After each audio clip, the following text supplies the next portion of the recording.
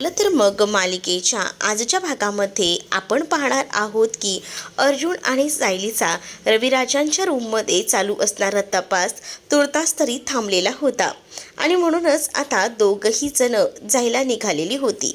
त्याच वेळेला मात्र प्रतिमा न चुकता घाडग्यांचा डब्बा घाडगे जे आहेत ते मात्र अस्मितासाठी खास करून देते आणि त्याच वेळेला घाडगे अस्मिताला खूप जास्त आवडतात, ती आवडीने खाईल, तिला दे हां असं म्हणून तिच्या हातामध्ये म्हणजे सायलीच्या हातात घाडगेचा डब्बा दिला जातो। दुसरीकडे सुमनला खूप जास्त लागलेलं असतं म्हणून सुमन रडत असते, पण सायलीने हाक मारल्यामुळे सुमनला जावं लागतं।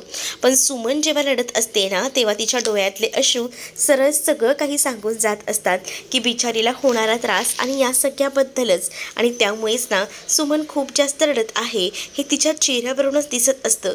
सुमनला आता खाली आल्यानंतर सगळीजण विचारू लागतात की काय झालं आहे, सुमन काकू काही प्रॉब्लेम झाला आहे का, असं देखील आता सुमनला विचारलं जातं। पण त्यावेळेला सुमन काही नाही असं म्हणून थातूरमातूर उत्तर देऊ लागते। पण सायलीला सुमनला काहीतरी झालेलं आहे यावर मात्र पूर्णपणे संशय आलेला असतो, पण ती आता खोटी उत्तर देते। सायली आणि अर्जुन आता घरी जायला निघतात। सुमन आपलं मन सगळ्या कामांमध्ये रमवत असते आणि त्याच वेळेला ना सुमन तिकडे काम करत असताना नागराज हा पुन्हा एकदा बाहेर जात असतो आणि दादा मी लगेचच जाऊन येतो असं बोलून तो बाहेर पडत असतो। पण रविराज त्याला आता जाण्यापासून थांबवतात। रविराज त्याला म्हणत असतात की आता तू कुठे चालला आहेस, तुला असं वाटत असेल की या सगळ्या गोष्टींमध्ये माझं लक्ष नाही आहे, पण मी बरोबर तुझ्याकडे लक्ष ठेवून आहे। आता एवढं बोलूनही तू पुन्हा घराबाहेर चालला आहेस म्हणजे तुझं नेमकं काय सुरू आहे मला सांगशील का, आणि काल तू रात्रभर कुठे होतास या प्रश्नांचं उत्तर तर मला तुझ्याकडनं ऐकायचंच आहे। त्यामुळे ना मला आता या प्रश्नांची उत्तरं व्यवस्थितपणे सांग की तू काल रात्री कुठे होतास ते, असं म्हटल्याबरोबर नागराजची नेहमीप्रमाणे खोटी कारणं द्यायला सुरुवात होते। नागराज म्हणत असतो की खरं तर ना मी जिथे गेलो होतो ना तिथे नेटवर्कचा इश्यू होता आणि मुळात आहे ना तुम्ही जे काही फोन केलेत ना ते घाई गडबडीमध्ये मी उचलू शकलो नाही, असं देखील आता तो बोलत असतो। म्हणजे नेमका कोणत्या ठिकाणावर तू गेला होतास की तुला इतका नेटवर्कचा इश्यू आला, सांग ना। मी वाशीला गेलो होतो असं खोटं आता नागराज सांगू लागतो। मग आम्ही तुला कॉल केले होते हे तुझ्या नंबरवर दिसले नाही का, असं देखील नागराजला आता रविराज विचारू लागतात। त्यावर मात्र रविराजांना तो सांगू लागतो की ते काय आहे ना मी बघितले होते तुमचा फोन आला होता, पण प्रॉब्लेमसुद्धा तितकाच मोठा होता, काय झालं होतं सांग बरं। त्यावर आता खोटंच इथे स्टोरी रचायला सुरुवात नागराजने केलेली असते। म्हणजेच काय तर नागराज आता खोटी स्टोरी रचून सांगू लागतो की माझा एक मित्र आहे वाशीचा, त्याला ना एक प्रॉब्लेम झाला होता आणि म्हणूनच इमर्जन्सीमध्ये त्यांनी मला कॉल केला होता। ते काय ना त्याची आई बाथरूममध्ये घसरून पडली आणि म्हणूनच त्याच्या आईला कमरेला आणि त्याचसोबत पायाला सुद्धा खूप जास्त दुखापत झाली। मग मी विचार केला की तिला एवढा त्रास होतोय तर आम्ही त्याच गडबडीमध्ये होतो, तिची ती सर्जरी डॉक्टरांनी सांगितली होती, मग त्या टेन्शनमध्ये असताना तुमचे कॉल रिसीव्ह करता आले नाहीत, अशी कारणं आता मात्र इकडे असणारा नागराज देत असतो। त्यावर रविराजांना राग येतो। रविराज नागराजला म्हणत असतात की ही सगळी कारणं तुम्हाला देतोयस तोपर्यंत ठीक आहे, पण मला जरा नीट सांग नेमकं काय आहे ते, कारण आहे ना महिपतचा आणि तुझा अजूनही संबंध आहे का, असा थेट प्रश्न विचारल्यानंतर इकडे मात्र आता नागराज हा घाबरलेला असतो आणि नागराज म्हणत असतो की तुम्ही मला या सगळ्याबद्दल असं का विचारत आहात। त्यावर मात्र आता रविराज त्याला सांगत असतात की स्वतः महिपतने कबुली दिली आहे की त्याला कोणीतरी सुपारी दिली होती आपल्याला मारण्याची, आणि हे सगळं गोष्ट जेव्हा आता नागराजला कळतात ना तेव्हा नागराज या गोष्टी सिरियसमध्ये घेत नाही। मात्र आता रविराज सांगतात की त्या दिवशी जेव्हा प्रतिमा त्याच्या समोर होती तेव्हा त्याने प्रतिमाच्या समोरच त्याच्या खऱ्या गुन्ह्याची कबुली दिलेली आहे की त्याला हे सगळं करण्यासाठी सुपारी देण्यात आली होती आणि ती सुपारी आपल्या अख्ख्या किल्लेदार कुटुंबाला देण्यात आली होती संपवण्याची, पण तरीसुद्धा या संकटातून आपण वाचलेलो आहोत। मग अशा माणसासोबत तुझी अजूनही दोस्ती यारी आहे का, हेच मला ऐकून घ्यायचं आहे, मला सांग काय करतोयस तू सध्या, आणि रात्रभर बाहेर राहून तुझं काय चाललंय या प्रश्नांची उत्तरं मला मिळायलाच हवी, असं रविराज रागारागातच आता बोलत असतात. त्याच वेळेला प्रतिभा म्हणत असते की हो, बरोबर आहे त्यांचं, कारण आपल्या घरामध्ये जे काही चाललं आहे ना ते सध्याच्या घडीला खूप जास्त भयंकर आहे.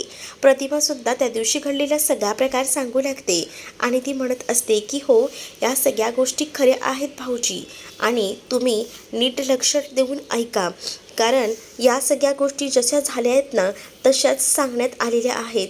आणि त्यामुळेच ना तुम्हाला मी सांगते की या सगळ्यामध्ये काहीतरी तथ्य आहे, म्हणूनच हे तुमच्यावर ओरडत आहेत. रविराज म्हणू लागतात की आता सांग, मला तुझ्या तोंडून उत्तर ऐकायचं आहे.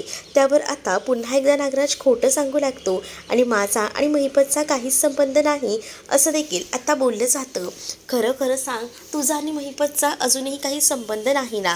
नागराज म्हणतो की नाही रे दादा, अशा माणसासोबत मी का संबंध ठेवू, नाही ठेवत मी अशा माणसासोबत आता संबंध, कारण मला माहिती आहे तो माणूस कसा आहे ते. नागराज आता पुन्हा एकदा खोटं बोलायला लागतो आणि नागराज जेव्हा खोटं बोलत असतो ना हे सुमनला पूर्णपणे माहिती असतं, कारण सुमन आहे ना त्याचे छक्केपंजे बरोबर ओळखून होती. शेवटी ती त्याची बायको आहे. तर दुसरीकडे मात्र आता सचिनला साक्षीचा कॉल आलेला असतो आणि म्हणूनच साक्षीचा कॉल रिसीव्ह करण्यासाठी म्हणून तो आता बाहेर आलेला असतो. खरं तर सुभेदारांच्या घरात अस्मिताकडे सुद्धा तो असतो. तर इकडे साक्षीने त्याला कॉल केलेला असतो, तर साक्षीचा आवाज थोडा वेगळा वाटू लागतो. साक्षीला तो म्हणत असतो की काय झालं आहे, तुझा आवाज असा वेगळा का येतोय, काही झालं आहे का, नको होऊस ना इतकी पॅनिक. मला माहिती आहे की तिथे आता अण्णा नाही आहेत, अण्णांना शोधायचं आहे, पण आपण आपल्या परीने अण्णांना शोधायचा प्रयत्न करतोच आहे की, मग तू एवढी टेन्शन नको घेत राहूस आणि या सगळ्याचे परिणाम तुझ्यावर होतील आणि तुला काही झालं तर मला नाही चालणार, मग तू तरी कुठे आहेस माझ्यासोबत, असं आता साक्षी त्याला म्हणत असते. त्यावर मात्र तो म्हणत असतो की बघितलंच ना माझंही काम कसं आहे ते, त्यामुळे मलाही तिथे थांबावं लागतंय गं, मला नाही जमत आहेत या गोष्टी, त्यासाठी खरंच मी तुझी माफी मागतो, पण मी लवकरच पुन्हा तुझ्याकडे येईन, कारण कामही करायचं आहे ना. साक्षी म्हणत असते सचिनला की तू माझ्याशी खोटं तर बोलत नाहीस ना. सचिन बघ, मी तुझ्यावर विश्वास ठेवते, पण प्लीज हां, तू माझ्याशी खोटं बोलू नकोस, असं देखील आता सचिनला ती म्हणत असते. त्यावर सचिन म्हणत असतो की नाही, मी नाही बोलत आहे खोटं, कारण मला माहिती आहे या सगळ्या ज्या गोष्टी आहेत ना त्या भयंकर आहेत, पण मला तुझ्यापेक्षा जास्त इम्पॉर्टंट माझ्या आयुष्यात काहीच नाही, असं देखील आता म्हटलं जातं. आणि त्याच वेळेला मात्र आता इकडे साक्षी जी आहे ती मात्र सचिनवर विश्वास ठेवते आणि ती म्हणत असते की ठीक आहे, मी तुझी वाट बघते, तू लवकरच घरी ये, असं देखील ती आता त्याला बोलू लागते. त्यावर सचिन कसाबसा फोन ठेवतो आणि त्यानंतर आता पुन्हा एकदा तो आतमध्ये रूममध्ये जायला निघतो. तो अस्मिताशी बोलत नसतो, पण साक्षीशी मात्र बरोबर बोलत असतो. इकडे आता एवढं सगळं होऊन सुद्धा नागराज घराबाहेर खोटं सांगून पडलेला असतो, कारण नागराजला आता महिपतला खाऊ घालायचं असतं आणि यासाठी तो आलेला असतो.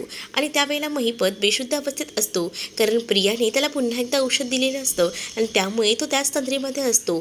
तर नागराज विचार करतो की या पोरीनं पुन्हा औषध दिलेलं दिसतंय आणि त्यामुळेच आता हा एवढा हलतोय, मग आता हा शुद्धीवर आला की ह्याला खाऊ घातलं पाहिजे, म्हणूनच आता नागराजने येताना महिपतसाठी वडापाव आणलेला असतो. तो म्हणत असतो की खरं तर ना मला माहिती तुला पुरणपोळी खूप आवडते, सुमनला सांगितली असते रे पुरणपोळी बनवायला, पण परत तिचे 1000 प्रश्न की ही पुरणपोळी कोणाला घेऊन जातात आणि काय, त्यामुळेच ना मी सांगितलं नाही, पण मला माहिती आहे तुला भूक लागली असेल, कारण शेवटी आपण मित्र आहोत ना, मित्राचं आपल्या मित्रालाच तर कळतं, आणि म्हणूनच तर तुझ्यासाठीच खास मी हे आणलेलं आहे, घे हे खाऊन घे, असं म्हटल्यानंतर आता तुझे हात बांधून ठेवलेत ना, बरोबर तू कसं खाशील, असा विचार ना इथे मात्र आता सुरू असतो. आणि मग नागराज हळूच महिपतचा हात सोडवतो, का तर त्याला वडापाव खायला द्यायला हवा यासाठी, पण जेव्हा आता हात सोडवला जातो ना तेव्हा मात्र महिपत थोडी ना शांत बसणार आहे, कारण महिपतला आता खूप जास्त राग आलेला होता, कारण त्याला या नागराजने बांधून ठेवलेलं होतं आणि त्या चिचुंद्रीनेच म्हणजे या आणि हे सगळं ना ती मुद्दामुळेच करते, पण मी आहे ना तुझा मित्र, तुला जास्त वेळ असा त्रासात मी बघू शकत नाही, असं बोलून त्याचा हात जो आहे ना तो मात्र नागराज सोडवतो. पण नागराजला हे सगळं महागात पडतं, कारण महिपतला हात सोडवल्याबरोबर महिपत तोच हात डायरेक्ट नागराजच्या गळ्याला लावतो आणि आज तुझं मरण माझ्या हातूनच आहे, आता तू काही वाचत नसतोस, असं बोलून त्याचा जोरात गळा दाबला जातो. महिपत आता म्हणत असतो की मला जेवढा त्रास होतोय ना तेवढा त्रास तुम्हालाही देणार, तुला नाही तडपवून तडपवून मारला ना तर बघ माझं नावसुद्धा महिपत चिकरी लावणार नाही. आणि असं बोलून ना जोरातच ना त्याचा घसा आवळला जातो आणि जेव्हा त्याचा घसा जोरात आवळला जातो ना तेव्हा मात्र आता त्या नागराजला काही सुचत नसतं. नागराज पूर्णपणे लाल झालेला असतो. लाल हिरवा झालेला नागराज आता घाबरलेला असतो, पण तर महिपत त्याला जोरात मागे ढकलतो आणि मग महिपतने ढकलल्याबरोबर तिथे खालीच नागराज कोसळतो. तर आता नागराज खाली कोसळल्याबरोबर वडापाव खायला महिपतने आता सुरुवात केलेली असते, कारण महिपतला ना आता कळून चुकलेलं असतं की हा नागराज जो आहे त्याचं मरण आपल्याच हातून आहे. म्हणूनच महिपतने नागराजला एका झटक्यात खाली लोळवलेलं असतं आणि त्यानंतर जेव्हा त्याला खाली लोळवलं जातं ना तेव्हा मात्र आता कुठे जाऊन महिपतला शांती मिळालेली असते. तर दुसरीकडे मात्र आता पाहायला मिळतं सचिन हा एकटाच हॉलमध्ये त्याचं काम करत बसलेला असतो. सायली आणि अर्जुन तिथे येतात आणि सायली अर्जुन तिथे आल्यानंतर सचिनला लांबूनच पाहतात. हे काय सचिन भाऊजी आले आहेत, पण अस्मिताताई कुठे आहेत असं सायली म्हणत असते. आणि प्रतिमा आत्याने त्यांच्यासाठी घारगे सुद्धा दिले आहेत. प्रतिमा आत्याने दिलेत म्हटल्यावर ती आवडीने खाईल असं सुद्धा कल्पनाचं म्हणणं असतं. अगं पण ती रूममध्येच आहे, तिचं सध्या ना कुठेच लक्ष नाही. जेव्हापासनं ह्या दोघांची भांडणं झाली आहेत ना तेव्हापासनं बिचारी ना माझी अस्मिता खूप जास्त शांत शांत असते. अस्मिताचं काय झालं आहे ना ते तर बघायलाच हवं. तर आता सायली म्हणत असते की आई आपण दोघीही जणी अस्मिताला समजवायला जाऊया आणि तुम्ही दोघंही जण बाबा आणि तुम्ही ना जरा सचिनशी बोला, म्हणजे सचिनला काय हवं नको ती बघा, कारण आता या दोघांमध्येही असा दुरावा नको, या दोघांची भांडणं मिठायला हवी असं आता सायलीला वाटत असतं. आणि म्हणूनच सायली या सगळ्यामध्ये स्वतःहून पुढाकार घेते आणि सायली आता अस्मिताच्या रूममध्ये जायला निघते. तर दुसरीकडे मात्र अस्मिता ही एकटीच रूममध्ये शांत बसलेली असते. तिला आता करमतही नसतं, कारण सचिन तिच्यासोबत बोलत नाही आहे, त्यामुळे तिच्या चेहऱ्यावरचा आनंद गेले 2-3 दिवस दिसतही नसतो. आणि तेवढ्यातच ना आता तिच्या रूममध्ये सायली आणि त्याचसोबत आता कल्पना आलेल्या असतात. आणि कल्पना आल्यानंतर अस्मिताला म्हणत असते की काय गं अस्मिता, तू अशी इथे बसली आहेस आणि काय झालं आहे तुला? आमच्या अस्मिताच्या चेहऱ्यावरचं स्माईल कुठे गेलं आहे?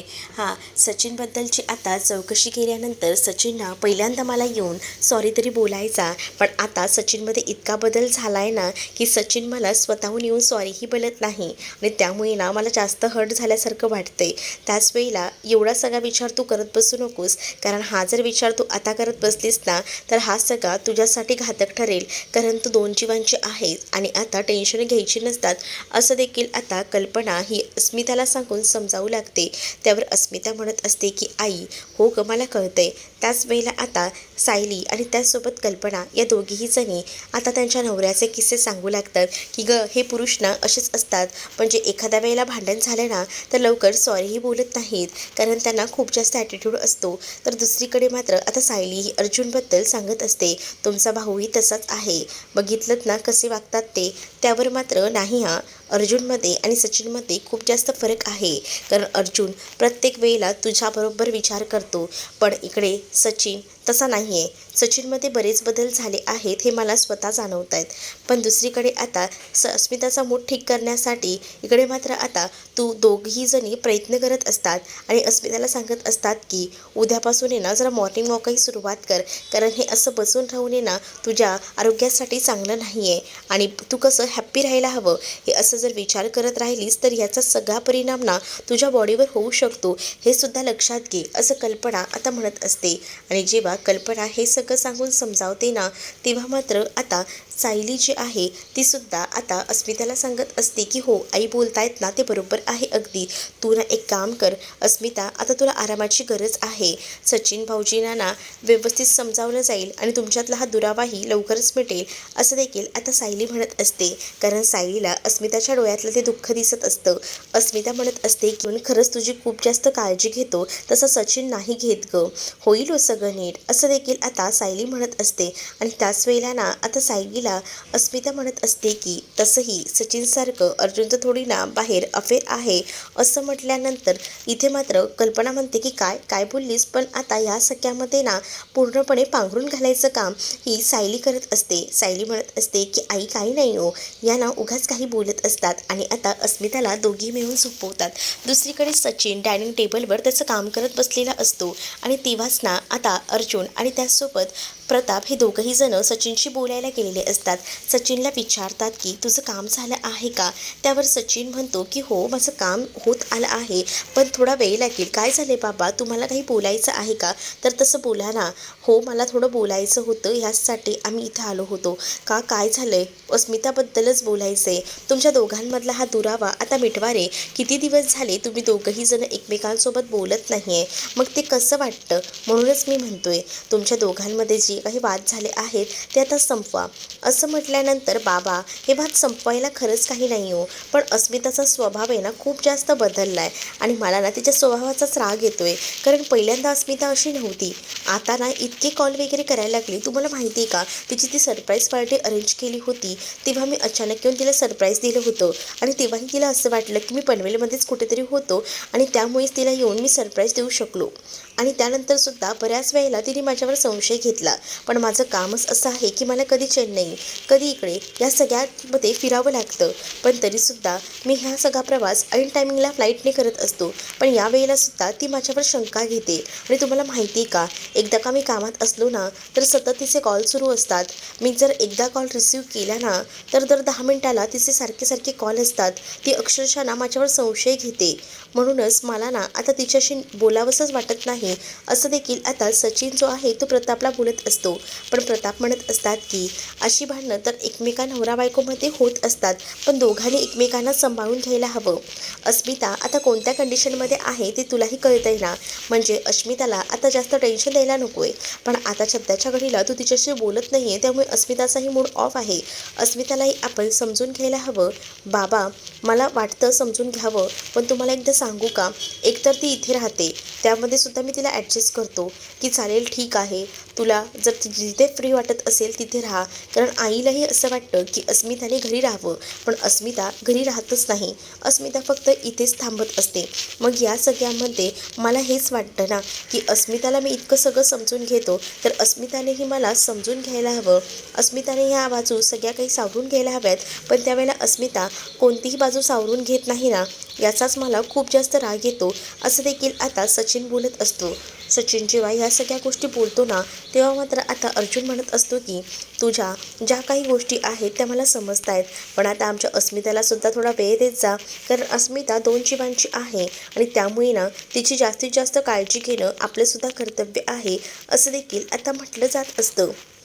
आता सचिनही म्हणत असतो की तुम्ही काळजी करू नका, मी माझ्या परीने जेवढे प्रयत्न करता येतील ना तेवढे प्रयत्न करतोय, पण तुम्ही रिलॅक्स व्हा. मला कळते तुम्हाला तिच्याबद्दल खूप जास्त काळजी वाटते, तिच्याबद्दलचा आपुलकेपणा मला दिसतोय. आणि अर्जुनने समजवल्यामुळे सचिनलाही आता बऱ्याच गोष्टी समजलेल्या असतात.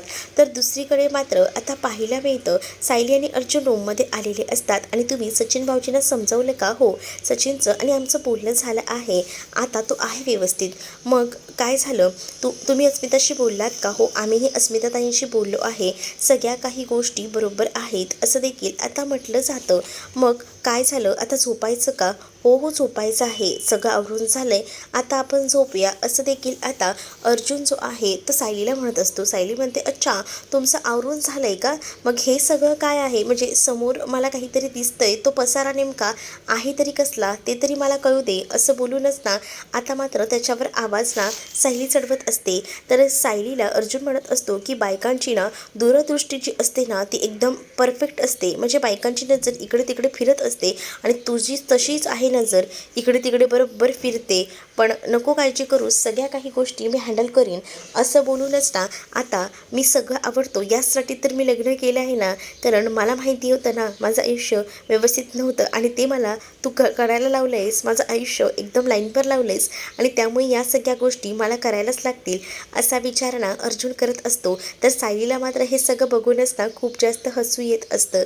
तर त्यानंतर मात्र आता आपल्याला पुढील भागामध्ये पाहायला मिळतं, नागराज आता इतकं होऊन सुद्धा ना खूप जास्त उशिरा घरी आलेला असतो आणि नागराज जेव्हा एवढा उशिरा घरी येतो ना तेव्हा मात्र आता नागराजला प्रतिमा येऊन जाब विचारते आणि म्हणत असते की काय हो, कालच तुम्हाला सांगितलं होतं तरीसुद्धा तुम्ही आज हेच केलंत, म्हणजे तुम्हाला माहिती आहे का, कालच तुम्हाला सांगितलं होतं की घराबाहेर थांबायचं नाही तरीसुद्धा तुम्ही काल रात्रभर घराबाहेर होतात, हे तुमचं खूप चुकलेलं आहे. उद्यापासून जर असंच जर तुम्ही बाहेर थांबणार असाल ना तर दुसऱ्या दिवशी तुम्हाला घरात घेतलं जाणार नाही असं ठामपणे सांगितलं जातं. दुसरीकडे सायली आणि अर्जुनही बोलत असतात. त्याच वेळेला आता अर्जुन सायलीला म्हणत असतो की तेव्हा आपल्याला बऱ्याच गोष्टी सापडल्या नव्हत्या, पण आता बऱ्याच गोष्टी आपल्याला शोधायला हव्या. म्हणजे हा बाबू ड्रायव्हर हा फक्त ट्रक चालवत होता, पण ह्या ट्रकचा जो मालक असेल ना त्याला या सगळ्या गोष्टी माहिती असतील, म्हणजेच आपल्याला आता ट्रक ड्रायव्हरला शोधायला हवं असं सायली म्हणत असते. दुसरीकडे मात्र सुमनने नागराजला परत एकदा म्हटलेलं असतं की काल एवढं होऊन सुद्धा तुम्ही आज महिपतलाच भेटायला गेला होतात ना. त्यावर नागराज मात्र आता शांतच असतो. पण आता प्रतिमाने नागराजला धमकी दिलेली असते की घराबाहेर पडलात तर पुन्हा घरात घेतलं जाणार नाही. त्यामुळे आता नेमकं काय होतं हे पाहणं इंटरेस्टिंग असणार आहे. चॅनलवर नवीन असाल तर चॅनलला सबस्क्राईब नक्कीच करा.